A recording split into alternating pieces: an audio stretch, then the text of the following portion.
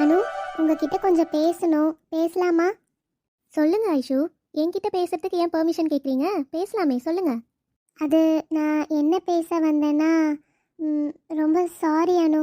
நான் நேற்று உங்களை ஏதாச்சும் ஹர்ட் பண்ணியிருந்தா என்னை மன்னிச்சிடுங்க. என்ன ஐஷு, எதுக்கு இப்போ சாரிலாம் கேட்குறீங்க? நீங்கள் எதுவும் என்ன ஹர்ட் பண்ணுற மாதிரி எதுவுமே நடந்துக்கலையே, அப்புறம் என்ன? இல்லை அனு, நேற்று நைட்டு நீங்களும் அர்ஜுனும் மாடியில் உட்காந்து பேசிகிட்டு இருந்தீங்க. ரெண்டு பேரும் டைம் ஸ்பெண்ட் பண்ணிட்டு இருக்கப்ப நான் நடுவில் வந்து தேவையில்லாமல் உங்கள் ரெண்டு பேரையும் பிரித்த மாதிரி இருந்துச்சு. அதான் சாரி அனு.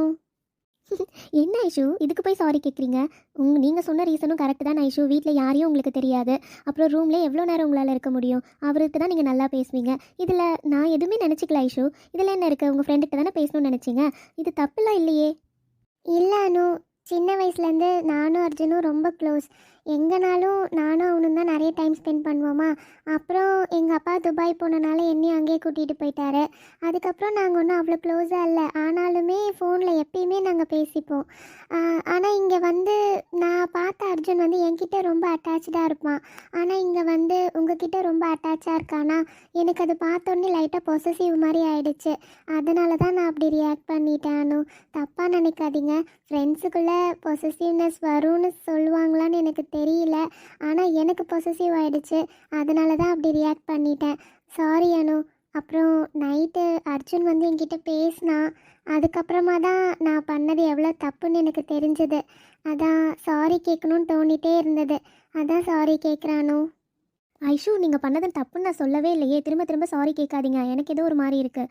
அவர் வந்து உங்ககிட்ட என்ன பேசினாரு? அது நேற்று நைட்டு நான் அந்த மாதிரி சத்தம் போட்டு வந்துட்டேன்ல. அதுக்கப்புறம் அர்ஜுன் ரூமுக்கு வந்தான். ஐஷு, உள்ள வரலாமா? வாடா. என்னடா, என் ரூம்குள்ளே வரத்துக்கு பெர்மிஷன்லாம் கேட்குற? ஐஷு, நீ என்னதான் இருந்தாலும் ஒரு பொண்ணுமா. உன் ரூம்குள்ள வரப்ப நான் பெர்மிஷன் கேட்டுட்டு தானே வரணும். நான் பாட்டு கேட்காம எப்படி உள்ள வர முடியும்? நிறையவே மாறிட்ட அர்ஜுன். முன்னாடி இருந்த நீ அர்ஜுன் இல்லை. ஐஷு, நாம ரெண்டு பேரும் பழகுனது எத்தனை வயசு வரையும்? ஒரு 10 வயசு 15 வயசு வரையும் பழகிருப்போமா? அதுக்கப்புறம் நீயும் வளர்ந்துட்ட, நானும் வளர்ந்துட்டேன். இன்னமும் நாம அப்ப இருக்க மாதிரியே அவ்வளோ க்ளோஸா அவ்வளோ இதா இருக்க முடியுமா? நீயே சொல்லு ஐஷு. ஏன்டா அந்த மாதிரி இருக்க முடியாது? என்னதான் இருந்தாலும் நான் உன் ஃப்ரெண்டு தான் அர்ஜுன். நான் வேற யாரும் இல்லை. நீ என்கிட்ட க்ளோஸாக இருக்கிறத பார்த்து யார் என்ன சொல்ல போகிறாங்க? என்ன ஐஷு, இன்னும் சின்ன பிள்ளை மாதிரியே பேசிட்டு இருக்க. நீ துபாயில் இருக்கனால உனக்கு அதெல்லாம் தெரியலன்னு நான் நினைக்கிறேன். அங்க நீ ஃப்ரெண்ட்ஸ் கூட எல்லாம் நல்லா க்ளோஸா இருப்பல்ல. அந்த அளவு வெளியே போற அளவு க்ளோஸா இருக்க முடியாது. உனக்கே தெரியும்ல, அன்னைக்கு நான் ஒரு நாள் உன் கூட வெளியே வந்தேன். வெளியே போனது எங்க வீட்டில் எதுவும் தப்பா சொல்லல. ஆனா நான் நைட்டு வந்த டைம்க்கு எப்படி திட்டினாருன்னு நீயும் பார்த்துட்டு இருந்தல்ல அண்ணா. அதுதான் ஐஷு. இங்க வந்து இப்படிதான் இருக்கணும்னு இருக்கு. நாம அதை மீறி நடந்துக்க முடியாது. இங்கே பாரு அர்ஜுன், அதெல்லாம் இல்லை. நான் வந்து உன்னோட ஃப்ரெண்டு. சின்ன வயசில் நான் உன் கூட எப்படி விளையாடி இருக்கேன், எப்படியெல்லாம் சண்டை போட்டிருக்கேன், எல்லா மெமரிஸுமே என்கிட்ட இன்னும் இருக்குடா. ஆனால் இங்கே வந்ததுக்கப்புறம் பார்த்தா நீ என் கூட டைம் ஸ்பெண்ட் பண்ணுறதை விட அந்த அணு கூட தான் டைம் ஸ்பெண்ட் பண்ணுற. அவ கூட தான் ரொம்ப நேரம் இருக்கு அர்ஜுன். எனக்கு அது பிடிக்கல. என்ன இஷ்யூ பேசிட்டு இருக்க? அவ எனக்கு பொண்டாட்டி. நான் அவ கூட டைம் ஸ்பெண்ட் பண்ணாம என்ன பண்ண முடியும் நீ சொல்லு? ஃப்ரெண்டுன்னு உன் கூட நான் டைம் ஸ்பெண்ட் பண்ணலாம். ஆனா அவ கூட நான் டைம் ஸ்பெண்ட் பண்றதும் உன் கூட பேசுறதுக்கும் டிஃப்ரென்ஸ் இருக்குல்ல. அர்ஜுன், அவள் உன் பொண்டாட்டி ஆக போகிறவ தானே. இன்னும் பொண்டாட்டி ஆகலைல்ல. ஆனால் அவ கூடவே இவ்வளோ நேரம் நீ டைம் ஸ்பெண்ட் பண்ணுற. ஆனால் உன் ஃப்ரெண்டுடா. உனக்காக தானே நான் துபாயிலேருந்து வந்திருக்கேன். உன்னை எவ்வளோ வருஷம் கழித்து பார்க்கணுன்னு வந்திருக்கேன். ஆனால் நீ என்கிட்ட டைம் ஸ்பெண்ட் பண்ண மாட்டேன்றையே. என்ன இஷ்யூ? நான் உன்கிட்ட அப்படி என்ன டைம் ஸ்பெண்ட் பண்ணல? நீயே சொல்லு. நீ என்கிட்ட பேசுகிறத விட அவகிட்ட தான்டா நிறைய நேரம் பேசிகிட்டு இருக்க. நான் எப்போ பார்த்தாலும் நீ அவ கூட தான் இருக்க. ஐஷு, உனக்கு என்ன ஆச்சு? ஏன் அணுவை பத்தி இந்த மாதிரிலாம் பேசிட்டு இருக்க? ஏன் உனக்கு புரியுதா இல்லையா ஐஷு? அவ எனக்கு ஒய்ஃபா வர போறா. அவ கூட நான் பேசுறதுல என்ன தப்பு? நீ பேசுறதெல்லாம் நான் தப்புன்னு சொல்லவே மாட்டேன் அர்ஜுன். ஆனால் எனக்கு ஏதோ டிஃப்ரெண்ட் தெரியுதுடா. அவள் உன்னை நிறைய மாற்றிட்டாலோன்னு எனக்கு தோணுது. இப்ப நீ சொன்ன பத்தியா, அது கரெக்ட் தான். என்ன அவ நிறையவே மாத்திருக்கா. நான் எப்படியோ இருந்த அர்ஜுன் இப்ப எப்படி மாறி இருக்கேன்னு பாக்குறல்ல. எல்லாமே அவளால தான். அணுவோட அம்மா அப்பாலாம் இறந்ததுக்கு அப்புறம் கூட எங்க அண்ணி அவளை இங்க கூட்டிகிட்டே வரல ஐஷு. ஹாஸ்டலில் தான் படிக்க வச்சாங்க. ஆனால் ஹாஸ்டல் செலவு ஃபுல்லாக அண்ணா தான் ஃபுல்லாக பார்த்துக்கிட்டாரு. இருந்தாலுமே காலேஜுன்னு போகிறப்ப அப்போ ஹாஸ்டல் செலவு ரொம்ப அதிகமாக இருக்கும்ல. அதே வீட்டிலேருந்து காலேஜ் போனால் காசு கம்மியாகும்னு சொல்லிட்டு தான் வீட்டுக்கு கூட்டிகிட்டு வந்தாங்க. அப்போ தான் நான் அவளை ஃபர்ஸ்ட் டைம் பார்த்தேன். எனக்கு பார்த்தோன்னே பிடிச்சிருச்சு. எவ்வளோ பாசமாக இருப்பா தெரியுமா எல்லார்கிட்டேயும். ஒரு மாதிரி ஃபேமிலி அப்பா அம்மா இல்லாதனாலயா என்னன்னு தெரியல, ஃபேமிலி மேலே ரொம்ப அட்டாச்சாக இருப்பா. எல்லார்கிட்டயும் ரொம்ப பாசமாக இருப்பா. நீயே பார்த்துருப்பியே, இப்போ எங்கள் வீட்லேயே எல்லாருமே அவள் மேலே தான் ரொம்ப பாசமாக இருப்பாங்க. அந்த குட்டீஸ் கூட எப்பயுமே சித்தி சித்தின்னு சித்திக்கிட்டே தான் சுற்றுவாங்க. காரணம் அவளோட பாசம்டி. இதெல்லாம் எனக்கு அவகிட்ட ரொம்ப பிடிக்கும். என்னால் அவள் வந்து ஃபஸ்ட்டு நான் அவகிட்ட ப்ரப்போஸ் பண்ணுறப்ப அவள் ஒத்துக்கவே இல்லை தெரியுமா. ரொம்ப நாள் ஆச்சு. அவளை கஷ்டப்பட்டு நான் ஒத்துக்க வச்சேன். அது வைக்கிறதுக்கே நான் ரொம்ப ரொம்ப கஷ்டப்பட்டிருக்கேன். என்னடா சொல்கிற? நீ ப்ரப்போஸ் பண்ணி அவள் வேண்டான்னு சொன்னாலா? இதை நான் நம்பணுமா? எந்த பொண்ணும் உன்னை பார்த்து வேண்டான்னு சொல்லவே மாட்டாடா. நீ அப்படி நினச்சிட்டு இருக்க ஐஷு. ஆனால் அது உண்மை கிடையாது. நானாக தான் அவகிட்ட ஃபர்ஸ்ட் டைம் ப்ரப்போஸ் பண்ணேன். அவள் ப்ரப்போஸ் பண்ணப்ப என்ன தெரியுமா என்கிட்ட சொன்னா? அவளால் ஒத்துக்கவே முடியல. என்னால் ஒத்துக்க முடியாது. நம்ம வீட்டில் யார் என்னை கல்யாணம் பண்ணிக்க சொல்கிறாங்களோ அவங்கள தான் நான் கல்யாணம் பண்ணிப்பேன். வேற யாரையும் என்னால் நினச்சி கூட பார்க்க முடியாது அப்படின்னு சொன்னவ. சரி ஐஷு, நான் ஒன்று கேட்குறேன். இப்போ உனக்கு ஒரு விஷயம் வேணும் அப்படின்னா நீ என்ன பண்ணுவ? இது என்னடா கேள்வி? நான் எங்கள் அப்பா கிட்ட கேட்பேன், எனக்கு எங்கள் அப்பா வாங்கி கொடுப்பாரு. உனக்கு ஒன்று தெரியுமா? அனு இதுவரையும் ஒரே ஒரு சின்ன விஷயம் கூட வீட்டில் எனக்கு இது வேணும்னு கேட்டு வாங்கினதில்ல தெரியுமா? வீட்டில் இருக்கவங்க எல்லாரும் என்ன வாங்கி கொடுக்குறாங்களோ அதை மட்டும்தான் அவள் யூஸ் பண்ணியிருக்கா. அவளுக்குள்ள நிறைய ஆசைகள் இருக்கு. ஆனால் அது யார்கிட்டயும் அவள் கேட்டதும் இல்லை, வேணும்னு ஆசைப்பட்டதும் இல்லை. அது எனக்கு தெரியல ஐஷு. ஒரு பொண்ணை பார்த்தோன்னே பிடிச்சிரும்ல. எனக்கு அவளை ஏன் பிடிச்சதுன்னா எனக்கு ரீசன் தெரியல. ஆனால் எனக்கு அவனா ரொம்ப ரொம்ப பிடிக்கும். என்னால் அவள் இல்லாமல் இருக்கவே முடியவே முடியாது ஐஷு. சரி, இப்போ நீ அவளை பற்றி இவ்வளோ கதை சொன்னல. சரி, அப்போ உனக்கு அவள் ப்ரப்போஸே பண்ணலையா என்ன? இப்போ மட்டும் லவ் பண்ணுறீங்க கல்யாணம் பண்ணுறீங்கன்னு எப்படி வீட்டில் ஒத்துக்கிட்டாங்க? ஐஷு ஐஷு, எனக்கு அவள் எப்போ ப்ரப்போஸ் பண்ணான்னு தெரியுமா? நீ தெரிஞ்சா ஷாக் ஆயிடுவ. என்னடா சொல்கிறீங்க? ஏற்கனவே ஒரு வருஷம் லவ் பண்ணி வீட்டில் பேசி இப்போ கல்யாணமே ஆக போகுது. அவள் எப்போ ப்ரப்போஸ் பண்ணான்னு தெரிஞ்சால் நான் ஷாக் ஆகிடுவேனா என்ன? அவள் என்னை எப்போ ப்ரப்போஸ் பண்ணான்னு தெரியுமா? இப்போ வேலண்டைன்ஸ் டே போச்சுல்ல, இப்போ தான் என்னை ப்ரப்போஸ் பண்ணான். என்னடா சொல்கிற? ஆனால் உங்களுக்கு அதுக்குள்ளே கல்யாணம்லாம் பேசி முடிவு பண்ணிட்டாங்களே, என்ன சொல்கிற? ஆமாம் ஐஷு, பேசிலாம் முடிவு பண்ணிட்டாங்க. அவளுக்கு என்ன பிடிச்சிருந்தது. ரெண்டு பேரும் வீட்டில் சொன்னோம். ரொம்ப சண்டை வந்துச்சு தெரியுமா. அதுக்கப்புறம் வீட்டில் எப்படியோ பேசி முடிவு பண்ணிட்டாங்க. ஆனால் என்னதான் முடிவு பண்ணாலும் அவள் இதுவரை என்கிட்ட ஒரே ஒரு டைம் கூட ஐ லவ் யூ சொன்னதே இல்லை. அது இப்போ தான் வேலண்டைன்ஸ் டே அன்னைக்கு தான் எனக்கு ப்ரப்போஸே பண்ணா தெரியுமா. என்னடா சொல்கிற? ஆனால் எப்படி? எனக்கு புரியல. இங்கே பாரு ஐஷு, உங்ககிட்ட நான் அனுவை பற்றி எல்லாமே சொல்லிட்டேன். எனக்கு அவளை ஏன் பிடிக்குதுன்னு நான் சொல்லிட்டேன். இதுக்கு மேலேயும் நீ ஏன் அவளை இப்படி நினைக்கிறேன்னு எனக்கு தெரியல. இப்போ உனக்கு என்ன பிரச்சனை? நான் அவகிட்ட நிறைய நேரம் டைம் ஸ்பெண்ட் பண்ணுறேன்னு நினைக்கிறேன், அப்படி தானே? அது உண்மையே இல்லை ஐஷு. சும்மா சொல்லாத அர்ஜுன். நான் பார்க்குறப்பெல்லாம் நீங்கள் ரெண்டு பேர் தான் நின்று பேசிகிட்டு இருக்கீங்க. அப்புறம் ஓ அப்படி. நான் இப்படி சொன்னா நாங்கள் பேசுகிறப்ப தான் நீ பார்க்குறேன்னு நான் சொன்னால் என்ன செய்வ? அர்ஜுன், ரெண்டுத்துக்கும் ஒரே மீனிங் தான். இல்லை ஐஷு, மீனிங் வேற.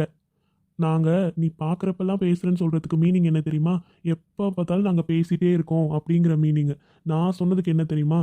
எப்போவாச்சும் டைம் கிடைக்கிறப்ப தான் நாங்கள் பேசுகிறோம், அந்த டைமில் நீ பார்க்குற அப்படிங்கிற மீனிங். நீ நினச்சிட்டு இருக்கல்ல ஐஷு, டெய்லி நாங்கள் இவ்வளோ நேரம் பேசுகிறோன்னு.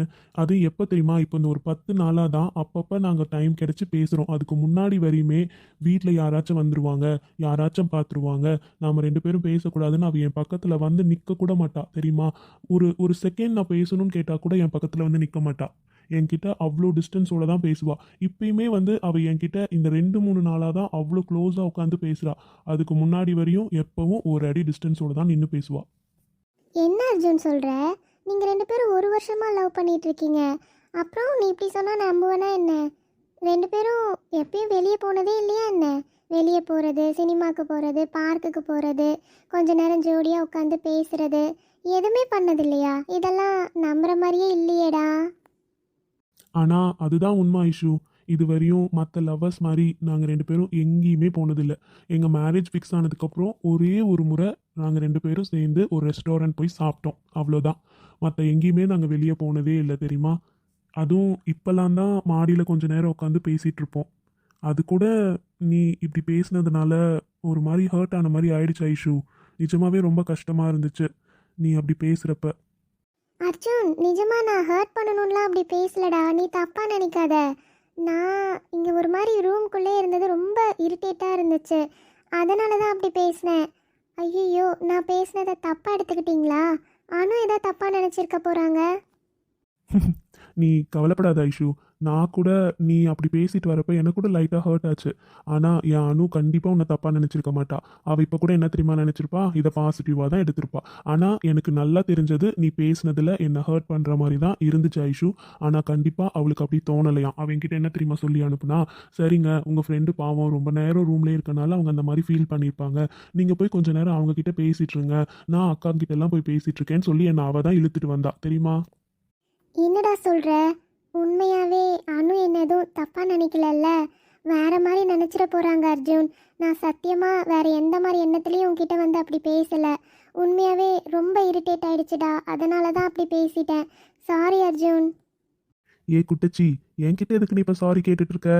நான் ஒன்றும் உன்னை தப்பாலாம் நினைக்கல மேடம், ரொம்ப ஃபீல் பண்ணாதீங்க. என்னதான் இருந்தாலும் நான் பண்ணது தப்பு தான் இல்லை அர்ஜுன்? சரி ஐஷு விடு. நான் உன்கிட்ட ஒன்று சொன்னா தப்பாக நினைக்க மாட்டேல்ல? சொல்லு அர்ஜுன். ஐஷு, நீயும் சந்தோஷம் தான் என்னோட பெஸ்ட் ஃப்ரெண்ட்ஸ், அது உங்களுக்கே நல்லா தெரியும்ல. சின்ன வயசுலேருந்து ஒரு சின்ன விஷயத்த கூட உங்கள் ரெண்டு பேர்கிட்டையும் நான் மறைச்சதே இல்லை. ஆனால் சந்தோஷ் கிட்ட கூட சில விஷயம் சொல்லாமல் இருந்திருக்கேன். ஆனால் ஐஷு உன்கிட்ட நான் எதுவுமே மறைச்சதில்லை, அது உனக்கே நல்லா தெரியும்ல. அப்புறம் இருக்கப்ப நீ ஏன் அந்த மாதிரி நினைக்கிற ஐஷு? அனு என்னோட ஒய்ஃப், அவளை நான் லவ் பண்ணுறேன். அவளுக்குன்னு நான் கொடுக்குற டைமு அவளுக்கானது தான், கரெக்டா? அவள் எப்பயுமே எனக்கு ஸ்பெஷல் தான். நீ வேற, அனு வேற. அவள் என்னோட ஒய்ஃப், நீ என்னோட ஃப்ரெண்ட்.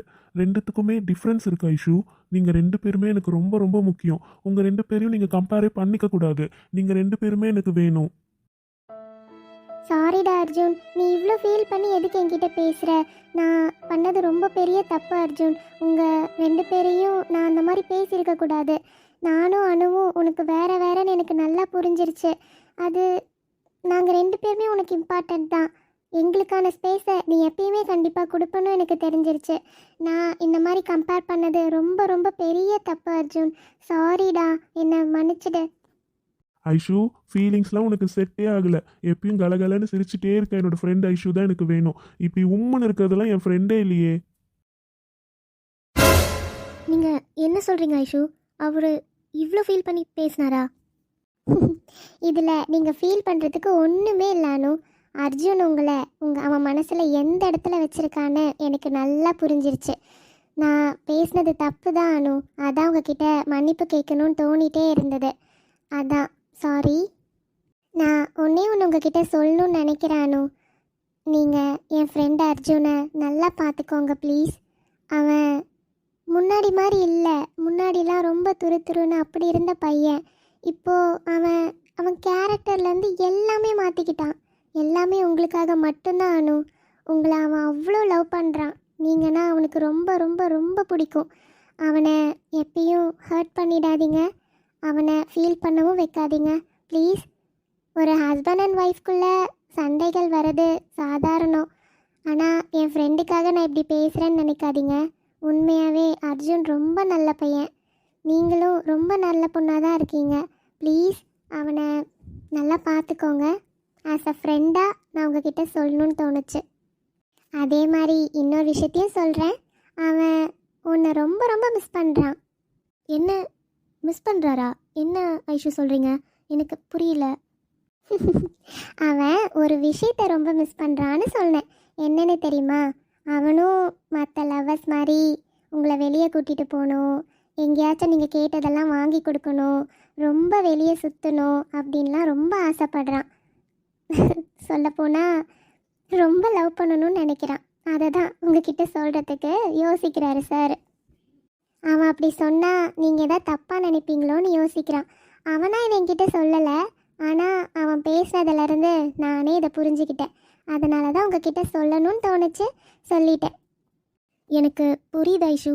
நான் முன்னாடிலாம் அவர் என்கிட்ட க்ளோஸாக பேச வரப்போ நான் ரொம்ப அவாய்ட் பண்ணியிருக்கேன். இப்போது நினைக்கிறப்ப எனக்கு ரொம்ப கில்ட்டியாக இருக்குது. அச்சோ, இதில் கில்ட்டிலாம் எதுவுமே வேண்டாம் அனு. நீ ஃபேமிலியை பார்க்குற, அதனால் உனக்கு இதெல்லாம் தப்பாக இருக்குமோன்னு தோணுது. அவனோட ஃப்ரெண்ட்ஸ் எல்லாம் அந்த மாதிரி இருந்து பார்த்துருக்கான் இல்லையா, அதனால் அப்படி இருக்கணும்னு அவன் ஆசைப்பட்றான். இதில் ஒரு தப்பும் இல்லை. அதான் எப்படியோ 2 பேருக்கும் கல்யாணமே ஆக போதே. இதுக்கப்புறம் யாரும் எதுவும் கேட்க மாட்டாங்க. கல்யாணத்துக்கு அப்புறம் 2 பேரும் நல்லா லவ் பண்ணுங்க. யார் என்ன சொல்ல போகிறாங்க உங்கள் 2 பேரும் இனிமே? இருந்தாலும் கல்யாணத்துக்கு முன்னாடி லவ்வர்ஸாக இருக்கப்ப இப்படிலாம் இருக்கணும்னு அவர் ஆசைப்படுறாருல்ல, அது என்னால் இனிமே தர முடியாதுல்ல ஐஷு. அச்சோ அனு, இதெல்லாம் நினச்சி நீங்கள் ஃபீல் பண்ணாதீங்கப்பா. கல்யாணம் ஆக போது 2 பேரும் அந்த மூடை என்ஜாய் பண்ணுங்க. சும்மா இதை நினச்சி ஏன் ஃபீல் பண்ணுறீங்க? கல்யாணத்துக்கு அப்புறம் ஜாலியாக லவ் பண்ணி வெளியே சுற்றுங்க, என்ஜாய் பண்ணுங்க. யார் உங்களை கேள்வி கேட்க போகிறாங்க? உங்களுக்கும் வீட்டில் எல்லாம் சொல்லுவாங்களோன்னு பயம் இருக்காது. அவனுக்கும் ஜாலியாக அவன் பொண்டாட்டியை கூட்டிகிட்டு வெளியே சுற்றலாம். அவனுக்கும் பயம் இருக்காது. அதனால் no guilty conscious. Thanks Aishu, உங்களால் தான் அவர் என்னை எவ்வளோ லவ் பண்ணுறாருன்னு நான் தெரிஞ்சுக்கிட்டேன். அதே மாதிரி அவரோட ஆசை என்னன்னு நான் புரிஞ்சுக்கிட்டேன். கண்டிப்பாக அவர் ஆசைப்படுற மாதிரி இனிமேல் நான் எல்லாமே நடந்துக்கிறேன். ஓகேவா?